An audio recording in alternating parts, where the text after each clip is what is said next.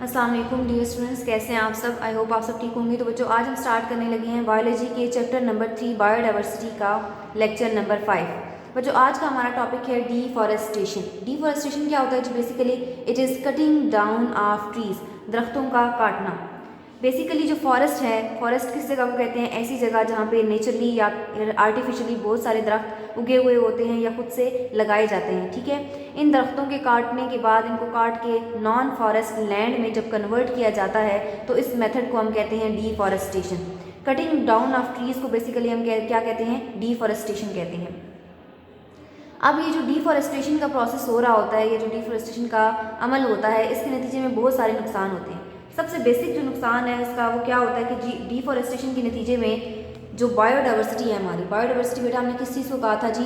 Biodiversity basically क्या होता है जी? बायोडाइवर्सिटी है बायो मीन लाइफ या फिर लिविंग ऑर्गेनिज्म, और डाइवर्सिटी मीन वैरायटी, यानी लिविंग ऑर्गेनिज्म की जो वैरायटी है उसको बहुत नुकसान पहुंचता है। किसकी वजह से? डीफॉरेस्टेशन की वजह से। होता क्या है कि जो फॉरेस्ट के अंदर प्लांट्स होते हैं, वो प्लांट्स जो हैं वो बहुत सारे एनिमल्स, बर्ड्स वगैरह के हैबिटेट का ज़रिया बनते हैं, यानी कि उनके रहने की जगह होती हैं। इसके अलावा वो जो फॉरेस्ट हैं उसके अंदर जो प्लांट्स वगैरह हैं वो बहुत सारे एनिमल्स और बर्ड्स वगैरह का खुराक भी होती है। ठीक है, वो उनके खाने पीने के लिए, उनके सर्वाइवल के लिए, फूड सर्वाइवल के लिए भी उनकी नेसेसिटी होते हैं। तो आपको पता है कि जो बेसिक मेन चीज़ें होती हैं इंसान को सर्वाइव करवाने के लिए, उसका शेल्टर होता है, उसका फूड होता है। ठीक है, अगर ये चीज़ें नहीं होंगी तो कोई भी जो लिविंग ऑर्गेनिज्म है उसको सर्वाइव करना क्या हो जाएगा? मुश्किल हो जाएगा। तो बेसिकली जो डीफॉरेस्टेशन है उसका सबसे बड़ा नुकसान किसको पहुंचता है? बायोडाइवर्सिटी को। जो लिविंग ऑर्गेनिज्म वहाँ पे रह रहे हैं, वहाँ से खाना खुराक अपनी ले रहे हैं, ना तो उनका जो घर है वो रहेगा दरख्तों को काटने से। बहुत सारे परिंदे ऐसे हैं जो कि नेस्ट बना के रहते हैं, घोंसले बना के रहते हैं। बहुत सारे ऐसे हैं जो कि बिलों वगैरह में रहते हैं। ठीक है, तो अगर उनका जो घर है वो तबाह हो जाएगा, इसके अलावा उनको खाने पीने के लिए कुछ नहीं मिलेगा, तो जो वो लिविंग ऑर्गेनिज्म है उनका सर्वाइवल क्या हो जाएगा? उनका सर्वाइवल मुश्किल हो जाएगा। अब यहाँ पे जो डीफॉरेस्टेशन है इसके कुछ कॉजेज़ बताए हुए हैं कि कॉजेज़ क्या होती हैं, क्या वजूहत हैं जिसकी वजह से दरख्तों को काटा जाता है, क्या वजह है जिसकी वजह से दरख्तों को काटा जाता है। ठीक है, तो बेसिकली जो डीफॉरेस्टेशन का अमल होता है उसके नतीजे में जो दरख्त काटे जाते हैं उनको किस किस मकसद के लिए इस्तेमाल किया जाता है? इसके सबसे पहले तो ये जो है वुड, दरख्तों को काटने के बाद जो हमें वुड मिलता है, इस वुड को इस्तेमाल किया जाता है डिफरेंट पर्पजेज़ के लिए। किस तरह के पर्पजेज़ के लिए यूज़ किया जाता है? सबसे पहले तो इसको जो है वो इस वुड को जो डेवलपिंग कंट्रीज़ होती हैं वो क्या करती हैं? वो कंज्यूम करती हैं। किसके लिए? हीटिंग पर्पसेस के लिए, जैसे कि हीट वगैरह लेनी है। इसके अलावा कुकिंग के लिए उनको चाहिए, इसलिए यूज़ करते हैं। इसके अलावा वुड को टिम्बर के तौर पे यूज़ किया जाता है, और ये जो टिम्बर लकड़ी है ये घरों की कंस्ट्रक्शन में भी इस्तेमाल होती है। ठीक है, तो ये डिफरेंट पर्पसेस के लिए इस वुड को क्या किया जाता है? इस्तेमाल किया जाता है। इसके अलावा जो दूसरी कॉज है इसकी वो क्या है जी? क्यों दरख्तों को काटा जाता है? डिफॉरेस्टेशन का अमल क्यों होता है? एग्रीकल्चर के लिए। दरख्तों को काट के वहाँ पे फसलें उगाई जाती हैं ताकि वहाँ से हम डिफरेंट जो स्पाइसेस हैं उनको उगा सकें, डिफरेंट फसलें जो हैं उनको उगा सकें, गंदम वगैरह, और वहाँ से हम फ़ायदा हासिल कर सकें। लेकिन अगर सोचा जाए तो ये जो एग्रीकल्चर के पर्पज़ के लिए हम इस्तेमाल करते हैं, दरख्तों को काटते हैं और ज़मीन को इस्तेमाल करते हैं फसलें उगाने के लिए, तो ये हमारे पास शॉर्ट टर्म मिलती है हमें इससे फ़ायदा। लेकिन अगर देखा जाए तो जो दरख्त है वो हमें लॉन्ग टर्म फ़ायदा पहुँचा रहे होते हैं। तो हमें थोड़ा सा फ़ायदा तो होता है एग्रीकल्चर के ज़रिए से, लेकिन हमें लॉन्ग टर्म क्या होता है? नुकसान होता है इस चीज़ का। इसके अलावा जी हमें अर्बन डेवलपमेंट के लिए यूज़ करते हैं किसको? इसको, दरख्तों को। अर्बन डेवलपमेंट से क्या मुराद है कि आजकल आपको पता है कि जैसे जैसे आबादी बढ़ रही है तो लोगों की ज़रूरियात जो हैं इस मामले में वो भी क्या होती जा रही हैं? बढ़ती जा रही हैं। तो अर्बन डेवलपमेंट के नतीजे में सबसे पहले तो जब जो भी जगह इंसानों की जो है वो तादाद बढ़ेगी तो सबसे पहले उनको रहने के लिए क्या चाहिए होगी? स्पेस चाहिए होगी, जगह चाहिए होगी। तो इस स्पेस के लिए, जगह प्रोवाइड करने के लिए, शेल्टर प्रोवाइड करने के लिए जो क्या होता है वो ये दरख्त काटे जा रहे हैं ताकि जो ज़मीन है उसको हमवार किया जा सके, लैंड को बिल्कुल हमवार किया जा सके और उसकी जगह पे घर वगैरह बनाए जा सकें। ठीक है, इसके अलावा घर बनाए जाते हैं, रोड्स जो हैं वो बनाई जाती हैं ताकि उन रोड्स के ज़रिए से चीज़ों जो डिफरेंट एरियाज़ हैं उनको आपस में कनेक्ट किया जा सके। बहुत सारी आबादी हो चुकी है अब शहरों में, तो लोग जो गांव वाली जगहों पे हैं जहाँ पे बहुत सारे जंगलात वगैरह, दरख्त वगैरह, उनको काट के भी वहाँ पे अपने घर बनाना शुरू हो गए हैं। इसके अलावा जो बहुत सारी जगहों पे जैसे ही लोगों की तादाद बढ़ती जा रही है, उनकी पॉपुलेशन बढ़ती जा रही है, तो खाने पीने की चीज़ें जो है वो हम जो तैयार करते हैं आर्टिफिशियली, जैसे कि फैक्ट्रीज़ वगैरह में तैयार करते हैं, तो फैक्ट्रीज़ मज़ीद लगना शुरू हो गई हैं। इसके अलावा डिफरेंट जो इंडस्ट्रीज़ हैं वो लगना शुरू हो गई हैं। तो जैसे जैसे ह्यूमन पॉपुलेशन बढ़ती जा रही है तो अर्बन डेवलपमेंट क्या होती जा रही है, बढ़ती जा रही है। उसके नतीजे में लोगों को जो शेल्टर चाहिए या फिर पनाह रहने के लिए जो जगह चाहिए, स्पेस चाहिए, उसके लिए रोड्स बन रही हैं, फैक्ट्रीज लगाई जा रही हैं, इंडस्ट्री लगाई जा रही हैं। तो ये सारे क्या हैं, कॉजेज़ है किसकी, डिफॉरेस्टेशन।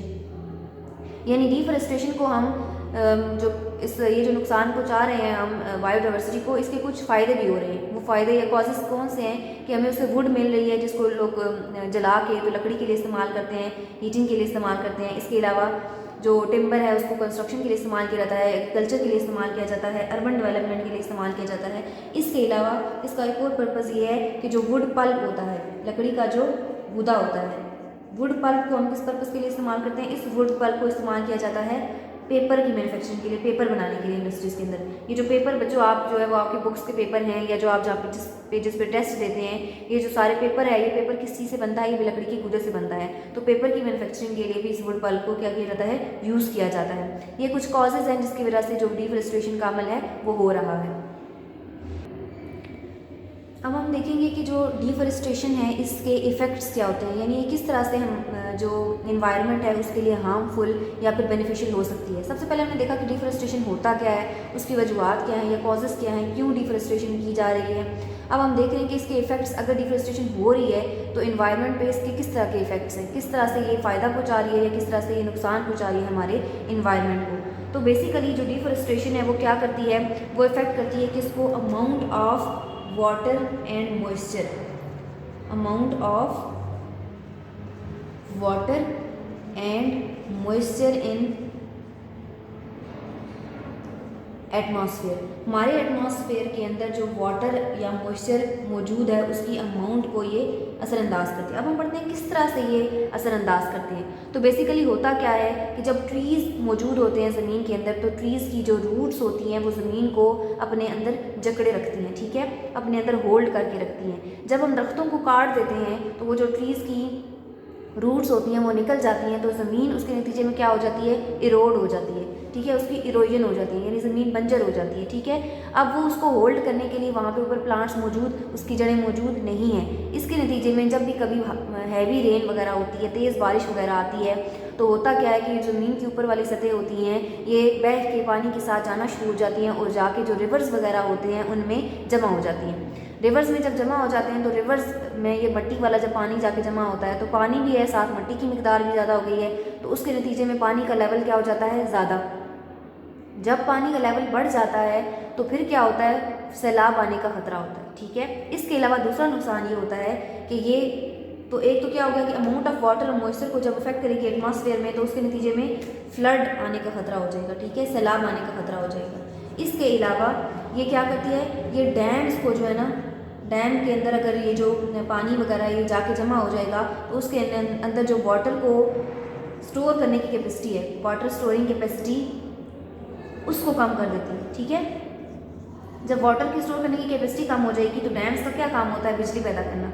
जब वो बिजली किस तरह से पैदा करते हैं, पानी से, और उसके अंदर अगर पानी की स्टोर करने की कैपेसिटी कम हो जाएगी डैम्स के अंदर तो उस नतीजे में क्या होगा कि वो जो इलेक्ट्रिसिटी प्रोड्यूस कर रहे हैं उनकी प्रोडक्शन क्या हो जाएगी, कम हो जाएगी, ठीक है। इसके अलावा ये जो प्लांट्स वगैरह होते हैं ज़मीन के ऊपर लगे हुए, इनके अंदर एक प्रोसेस हो रहा होता है जिसको हम कहते हैं ट्रांसपायरेशन। कौन सा अमल हो रहा होता है जी, ट्रांसपायरेशन। हमने पढ़ा था जी इवेपोरेशन होता है पानी का बुखारात बन के बढ़ना, उड़ना। तो ट्रांसपायरेशन का अमल क्या होता है, evaporation of water from the leaves. Transpiration is evaporation of water from leaves.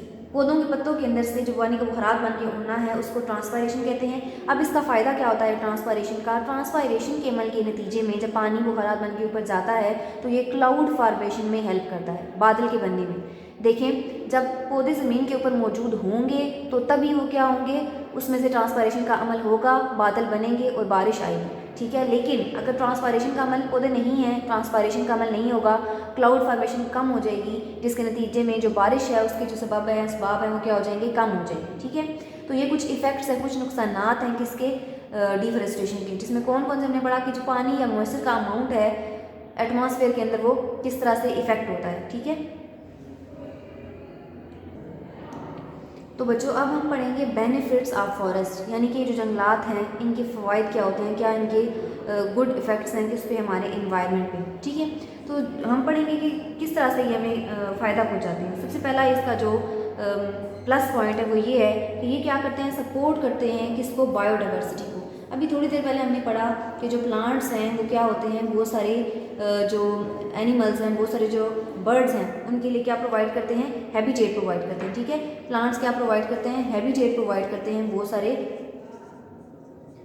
Birds को और बहुत सारे एनिमल्स को। तो इस तरह से ये किस तरह से सपोर्ट करें बायोडाइवर्सिटी को, यानी कि उनके रहने के लिए जगह प्रोवाइड करते हैं। इसके अलावा बहुत सारे जो प्लांट्स हैं वो फूड का बायस बनते हैं, किसके लिए, प्लांट्स के लिए, बहुत सारे एनिमल्स के लिए, बहुत सारे बर्ड्स के लिए। ठीक है, तो इस नतीजे में, इसके नतीजे में पता चलता है कि ये क्या करते हैं, सपोर्ट करते हैं बायोडाइवर्सिटी को या डाइवर्सिटी को सपोर्ट करते हैं। किस तरह से कि ये जितने भी हमारे जो लिविंग ऑर्गेनिजम्स हैं जो फॉरेस्ट के अंदर रह रहे हैं उनको मस्कन देने के लिए, हैबिटेट देने के लिए फ़ायदेमंद हैं, उनको फूड प्रोवाइड करते हैं। ठीक है, अगर इन प्लांट्स को वहाँ से या फॉरेस्ट को वहाँ से रिमूव कर दिया जाए तो जो एनिमल्स हैं या बर्ड्स वगैरह वहाँ पे रह रहे हैं उनका हैबिटेट ख़त्म हो जाएगा, उनका फूड ख़त्म हो जाएगा, जिसके नतीजे में उनका सर्वाइवल क्या हो जाएगा, ख़त्म हो जाएगा। इसके अलावा जो प्लांट्स हैं वो किसको इसके लिए इस्तेमाल करते हैं, उसको इनका जो वुड होता है उसको हम इस्तेमाल करते हैं बिल्ड करने के लिए हाउसेस को। बहुत सारे जो डेवलपिंग या अंडर डेवलपिंग कंट्रीज़ हैं उसके अंदर लकड़ी के घर बनाए जाते हैं। ठीक है, आप लोगों ने देखा होगा अक्सर जो है वो टीवी वगैरह में दिखाया जाता है कि इस तरह से लकड़ी की फ्लोरिंग हुई हुई होती है, जो फर्श है वो लकड़ी का बना हुआ होता है। इसके अलावा लकड़ी से ऊपर छतें बनाई जाती हैं। तो ये जो लकड़ी है, वुड है, ये किसके लिए काम आती है, हाउसेस को बिल्ड करने के लिए, उनको बनाने के लिए भी काम आती है। इसके अलावा जो वुड पल्प है, जो गूदा है इसका, उसको किस लिए इस्तेमाल किया जाता है, उसको इस्तेमाल किया जाता है पेपर को बनाने के लिए। ठीक है, अभी हमें थोड़ी देर पहले भी पढ़ा कि पेपर मेकिंग के लिए वुड पल्प को इस्तेमाल किया जाता है। जितना भी पेपर दुनिया में इस्तेमाल होता है वो किसके ज़रिए से बनता है, वो इसी वुड पल्प के ज़रिए से बनता है। ठीक है, इसके अलावा ये जो प्लांट्स होते हैं ये क्या करते हैं, ये पोल्यूशन को कम करते हैं। ठीक है, किस तरह से काम करते हैं, help in decreasing pollution. Pollution को किस तरह से काम करते हैं कि ये जो प्लांट्स हैं ये कौन सा प्रोसेस करते हैं, ये करते हैं फोटोसिंथेसिस का प्रोसेस, अपना फूड को प्रिपेयर करने के लिए। उस फोटोसिंथेसिस के प्रोसेस में इनको क्या क्या चीज़ चाहिए होती है, इनको चाहिए होता है कार्बन डाइऑक्साइड प्लस वाटर चाहिए होता है। ठीक है, इसके नतीजे में क्या बनाते हैं, C6H12O6 प्लस 7 ऑक्सीजन बनाते हैं। ठीक है, अब होता क्या है कि ये जो कार्बन डाइऑक्साइड है इन्वायरमेंट के अंदर मौजूद है, ये हमारे लिए तो फ़ायदेमंद नहीं है। ठीक है, इस कार्बन डाइऑक्साइड को बहुत सारे हार्मफुल गैसेज होती हैं जिनको जो प्लांट्स हैं वो अपने अंदर लेके आते हैं, और जो ऑक्सीजन जो हमें चाहिए होती है उसको क्या करते हैं, रिलीज़ करते हैं। ठीक है, तो ये इन्वायरमेंट के अंदर ये हमारा जो एटमॉस्फेयर है उसके अंदर जो एयर का कंटेंट है उसकी मिकदार जो है उसको बरकरार रखने के लिए, बेहतर बनाने के लिए कि सही तरीके से जो कंजर्व रहे, जो गैसेज हमें चाहिए उनको ये प्रोड्यूस करते हैं, और जो गैसेज हमारे लिए हार्मफुल है उनको कंज्यूम करते हैं। तो इस तरह से हमें फ़ायदा पहुँचाते हैं। बच्चों आज हमने पढ़ा, हमारा टॉपिक था डिफॉरेस्टेशन, जो कि क्या होता है, कटिंग डाउन ऑफ ट्रीज़। इसके अलावा हमने पढ़ा कि डिफॉरेस्टेशन जो है उसकी क्या कॉजेज़ होती हैं, क्यों डिफॉरेस्टेशन का अमल होता है, इसके अलावा उसके इफ़ेक्ट्स क्या होते हैं, कौन कौन से ऐसे इफ़ेक्ट्स हैं जो कि असरअंदाज होते हैं हमारे इन्वायरमेंट पे, कौन कौन से। इसके अलावा हमने उसके बेनिफिट्स पढ़े फॉरेस्ट के, कि फॉरेस्ट के बेनिफिट्स या फिर उसके जो अच्छे प्लस पॉइंट्स हैं वो कौन से होते हैं, फॉरेस्ट को हम किस किस चीज़ के लिए इस्तेमाल कर सकते हैं। ये आज का हमारा टॉपिक था। जो आपके पास जो नोट्स है वो मौजूद हैं, आप नोट्स खोल लें। तो आज जो हमने टॉपिक पढ़ा उसके अंदर जो क्वेश्चंस आ रहे हैं आपके नोट्स में वो कौन से, question number 17 which is defined deforestation. Deforestation means cutting down of trees for the conversion of a forest into non forest land. Write down the causes of deforestation. Deforestation can be result of removal of forest for wood, agriculture or urban development. Give some effects of deforestation. Effects of deforestation में कौन से आते हैं, deforestation affects the amount of water in soil and moisture in atmosphere. इसके अलावा next effects हैं इसके, deforestation reduces the sources of rain, deforestation causes soil erosion. Right some benefits of forest. Forest support biodiversity, we utilize timber for building houses and wood pulp for making paper. आज का हमारा जो topic था ये यहीं पे ख़त्म होता है। इसके साथ ही जो चैप्टर नंबर 3 है बायोडाइवर्सिटी वो ख़त्म हो जाता है। आई होप आपको ये टॉपिक सही से समझ में आ गया होगा। अल्लाह हाफिज़।